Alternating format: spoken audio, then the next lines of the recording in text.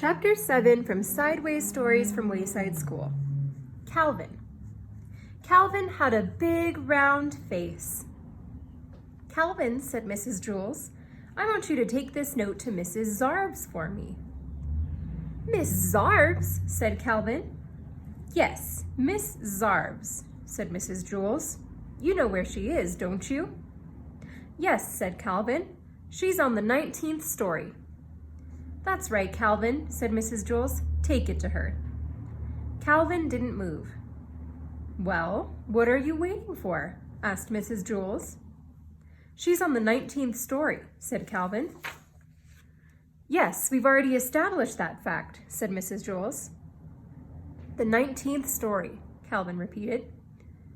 Yes, Calvin, the 19th story, said Mrs. Jules. Now take it to her before I lose my patience. But Mrs. Jules, said Calvin. Now, Calvin, said Mrs. Jules, unless you would rather go home on the kindergarten bus. Yes, ma'am, said Calvin. Slowly, he walked out the door. Ha, ha, ha, laughed Terence. Take it to the 19th story. Give it to Miss Zarbs, hooted Myron. Have fun on the 19th story, called Jason. Calvin stood outside the door to the classroom.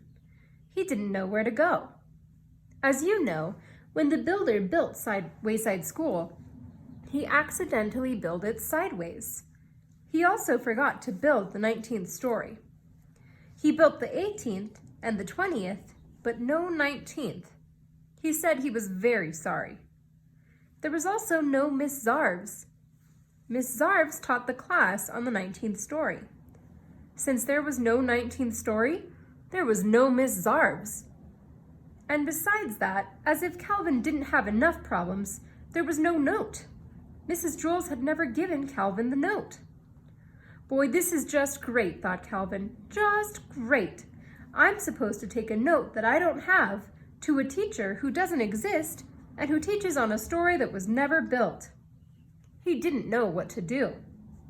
He walked down to the 18th story, then back up to the 20th, then back down to the 18th, and back up again to the 20th. There was no 19th story. There never was a 19th story, and there never will be a 19th story. Calvin walked down to the administration office. He decided to put the note in Miss Zarb's mailbox, but there wasn't one of those either. That didn't bother Calvin too much, however, since he didn't have a note. He looked out the window and saw Louis, the yard teacher, shooting baskets. Louis will know what to do, he thought. Calvin went outside. Hey, Louis, Calvin called. Hi, Calvin, said Louis. He tossed him the basketball. Calvin dribbled up and took a shot. He missed. Louis tipped it in. Do you want to play a game? Louis asked. I don't have time, said Calvin.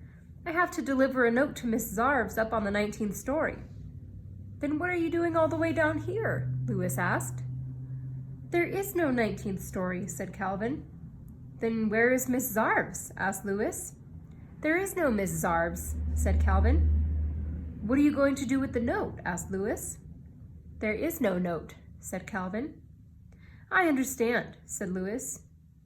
That's good, said Calvin, because I sure don't. It's very simple, said Louis. You're not supposed to take no notes to no teachers. You've already done it. Calvin still didn't understand. I just have to tell Mrs. Jules that I couldn't deliver the note, he said. That's good, said Louis. The truth is always best. Besides, I don't think I understand what I said either. Calvin walked back up the 30 flights of stairs to Mrs. Jules' class. Thank you very much, Calvin, said Mrs. Jules. Calvin said, But Mrs. Jules interrupted him. That was a very important note, and I'm glad I was able to count on you. Yes, but you see, said Calvin. You delivered the note to Miss Zarbs on the 19th story, asked Jason. How did you do it? What do you mean, how did he do it? Asked Mrs. Jules. He gave Miss Zarbs the note. Some people, Jason, are responsible. But you see, Mrs. Jules, said Calvin, the note was very important, said Mrs. Jules. I told Miss Zarbs not to meet me for lunch. Don't worry, said Calvin. She won't. Good, said Mrs. Jules. I have a coffee can full of Tootsie Roll Pops on my desk. You may help yourself to one for being such a good messenger." "Thanks," said Calvin, "but really, it was nothing."